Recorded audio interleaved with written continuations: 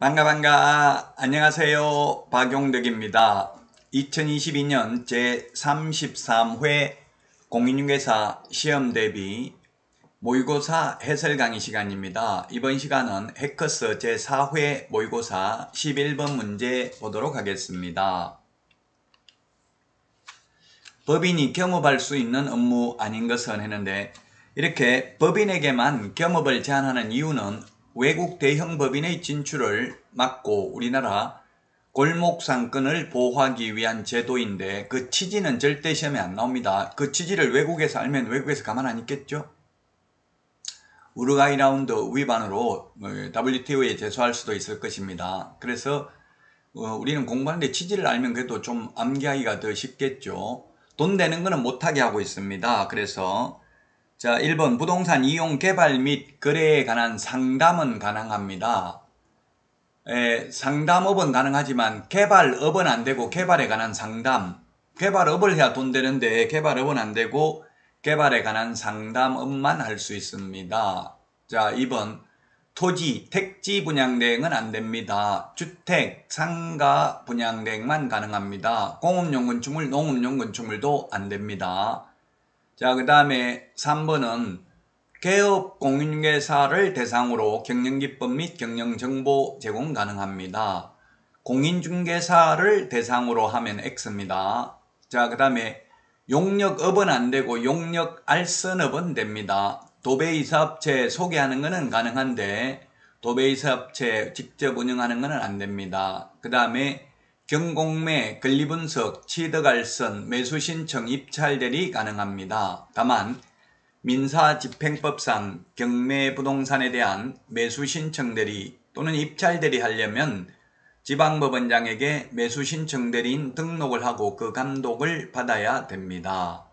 그러나 국세징수법상 압류부동산 공매 입찰대리만 하거나 또는 경매부동산에 대한 권리분석 취득 알선만 하려면 매수신청 대리인 등록할 필요 없습니다. 이런 법 제14조 겸업을 하고 받는 수수료는 중개보수가 아니기 때문에 우리 공인중개사법 중개보수 초과 규정 저촉되지 않습니다. 그래서 예를 들면 주택 분양 대행을 하고 10% 수수료를 받았다 하더라도 중개보수 초과 규정으로 처벌받지 않습니다. 중개보수가 아니기 때문에, 중개가 아니니까요. 자, 다음은 12번 문제 보도록 하겠습니다. 개업공개사 등의 결격사유에 해당되지 않는 것 중요하죠. 개업공개사 등의 결격사유 시험에 해마다 출제됩니다. 답은 1번이 정답이 되겠네요.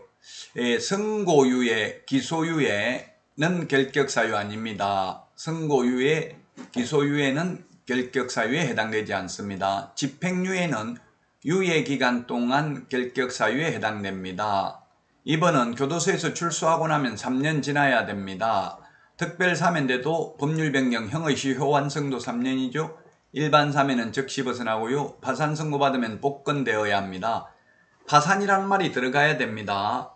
채무회생 인가 여부가 결정되지 아니한 경우 결격사유 아닙니다. 그리고 등록 취소, 자격 취소, 이 법에 의한 벌금 300만 이상 받으면 모두 3년 지나야 됩니다.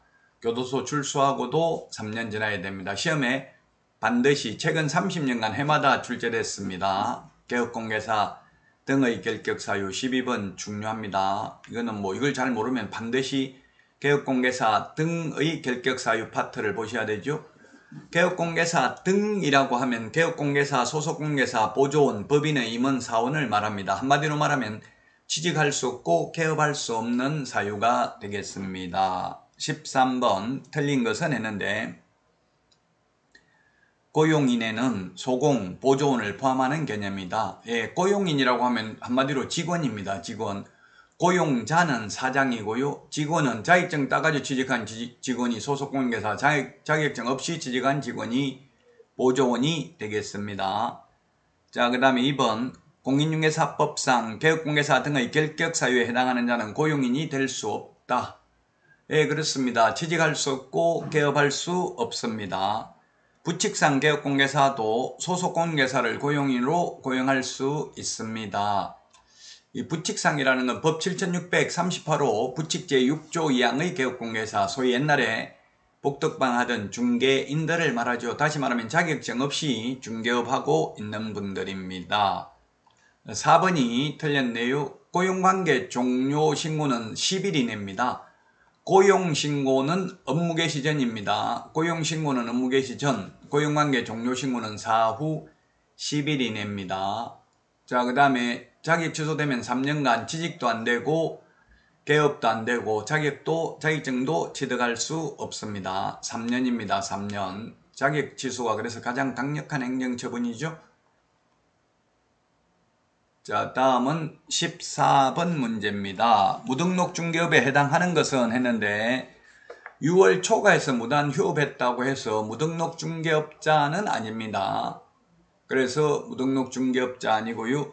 그 다음에 금지행위 위반으로 등록 취소받고 3년 경과한 후 다시 재등록 신청하고 바로 중개업을 한 경우, 바로 이거네요. 바로. 예, 바로 때문에 틀렸습니다. 바로. 즉 등록 신청하면 7일 이내에 등록 처분 통지를 해주잖아요. 등록 처분을 해야 개업공개사가 됩니다. 신청만 하고 바로 중개업을 하면 무등록 중개업자가 되겠습니다. 그러나 등록 처분 통지 받고 등록증을 교부받기 전에 중개업을 해도 무등록 중개업자는 아닙니다. 예, 바로 등록 신청만 하고 아직 등록 처분이 있었다는 말이 없기 때문에 무등록 중개업자가 되겠습니다. 자, 그 다음에 3번 공인중개사법 위반으로 징역 1년에 집행유예 2년 선고받은 경우 2년 선고받으면 등록을 취소해야 됩니다. 취소되기 전까지는 무등록이 아닙니다. 무등록은 태생적 무등록, 원초적 무등록이 있습니다. 처음부터 자격증 취득하지 않고 등록하지 않고 중개업을 한 경우가 있고요. 가령 나무 자격증 등록증 빌려서 중개업을 하는 사람도 빌린 사람은 무등록 중개업입니다. 빌려준 사람은 빌려준 사람 명의로 등록이 되어 있으니까 무등록 아니죠. 그 다음에 폐업, 사망, 해산, 등록 취소 후 중개업을 하면 무등록 중개업이 되겠습니다.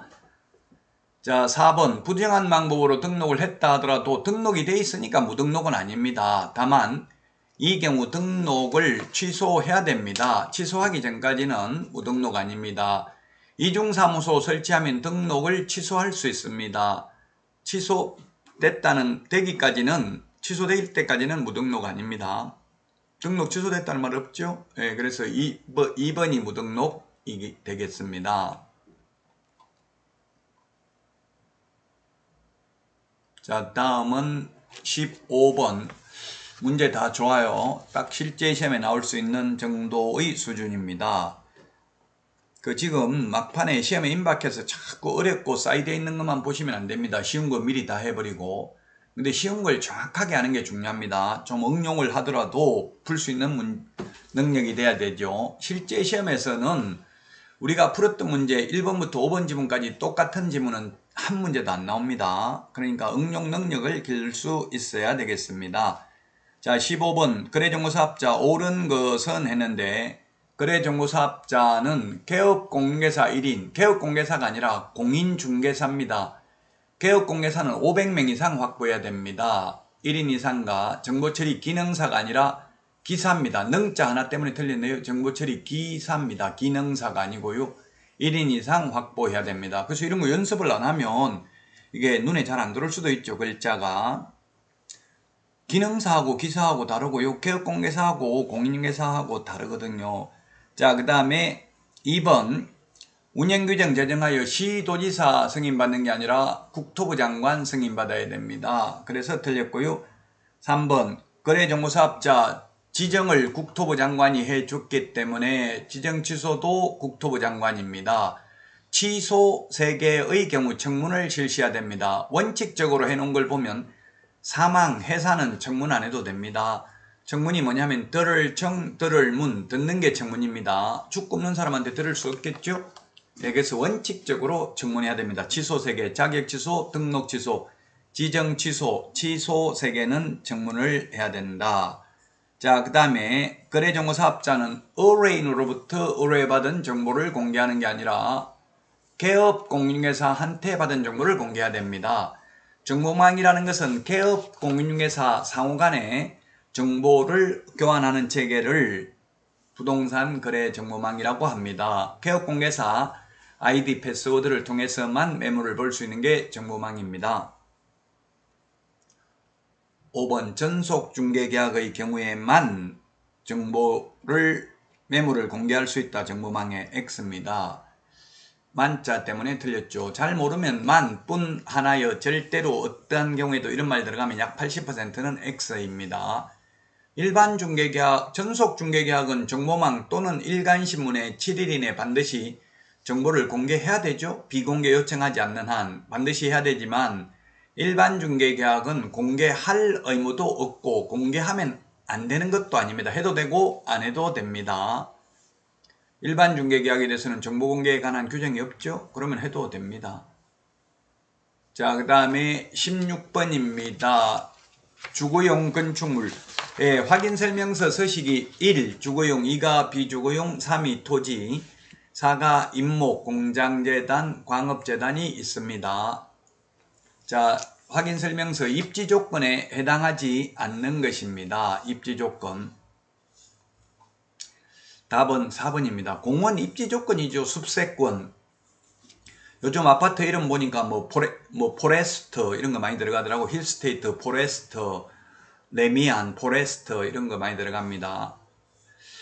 공원이 중요한 입지 조건인데요. 우리 지금 확인 설명서 서식의 입지 조건은 뭐라고 되어 있냐면 도대주 5개가 있는데요. 도대주 교판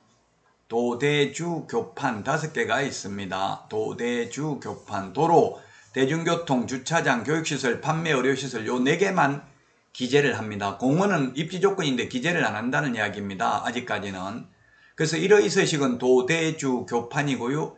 2의 서식은 도대주, 3의 서식은 도대만 기재합니다. 토지는 도로, 대중교통만 기재하고요. 2의 서식 비주거용은 도로, 대중교통, 주차장만 기재하고 1의 서식 주거용은 도대주 교판, 도로, 대중교통, 주차장, 교육시설, 판매 의료시설 5개만 지금 서식에 기재하고 있고요. 사실 공원도 중요한 입지 조건이지만 아직까지 확인설명서에 기재하는 입지 조건은 아닙니다.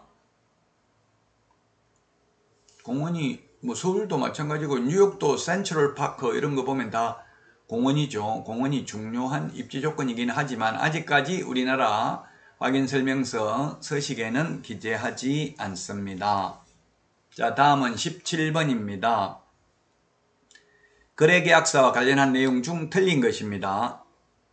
1번 국토교통부 장관은 개업공개사가 작성하는 거래계약서의 표준이 되는 서식을 정하여 그 사용을 권장하고 있다. 이게 X네요. 하고 있다. 아직 하고 있지는 않습니다. 할 수 있습니다. 현재 권장하는 서식 없습니다. 다만 할 수는 있습니다. 시험에 이거 자주 출제되는 지문입니다. 국토부 장관이 표준 서식 정해서 사용 권장할 수 있는데 시도지사가 협회가 X로 출제된 적 있습니다.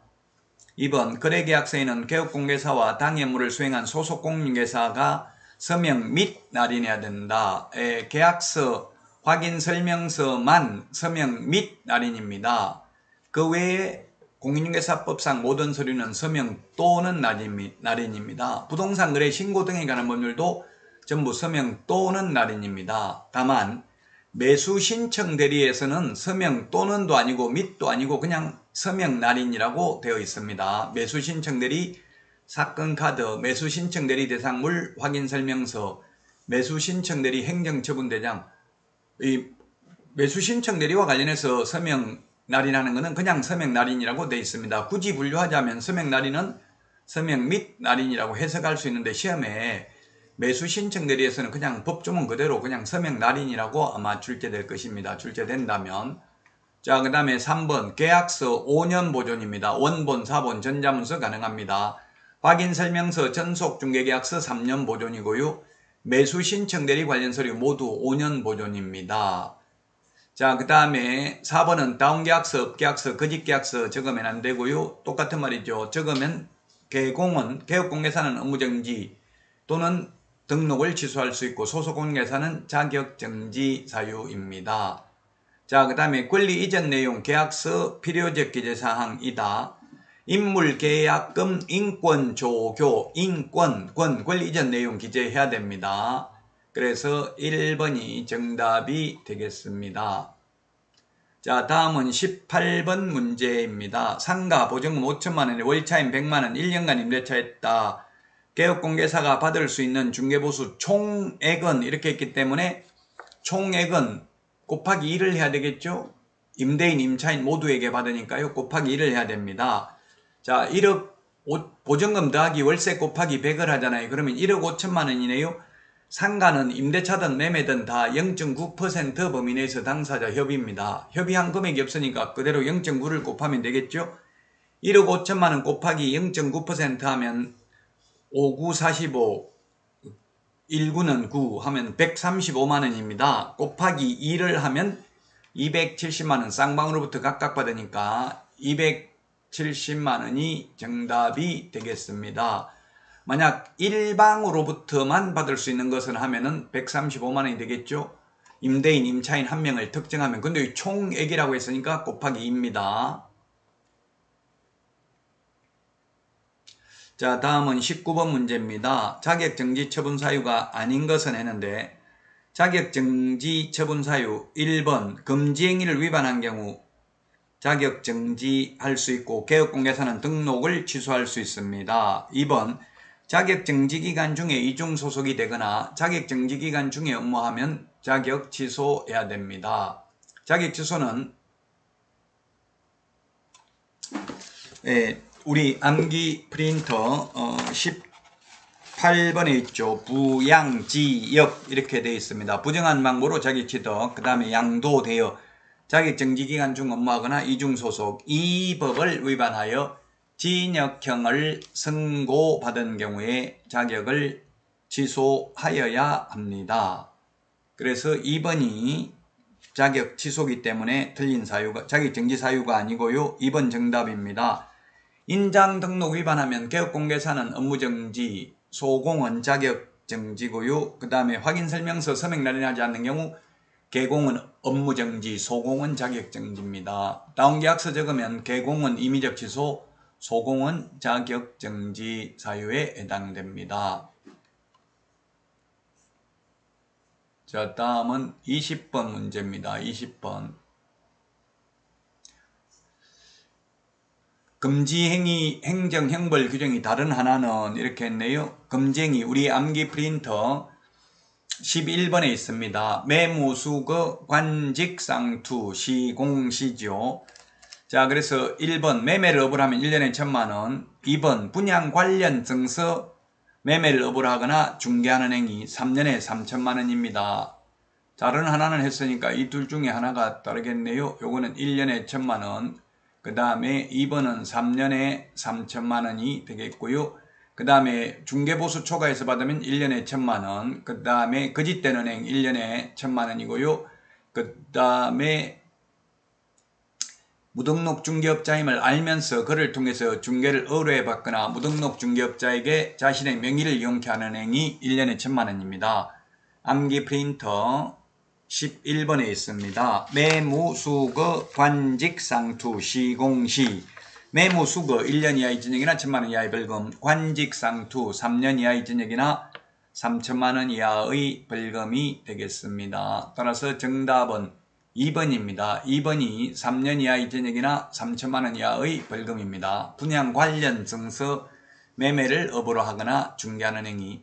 이 분양 관련 증서가 뭐가 있냐면 주택법에서 주택상한사채, 그 다음에 딱지, 물딱지, 조개딱지, 철거민 증서 이런 것들이 해당되고요.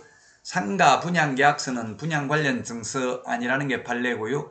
그 다음에 동호수가 특정된 아파트 분양권도 이 분양 관련 증서에 해당되지 않습니다. 자, 오늘 이번 시간 여기까지 하고요. 다음 시간에 찾아뵙도록 하겠습니다. 여러분 수고하셨습니다. 안녕.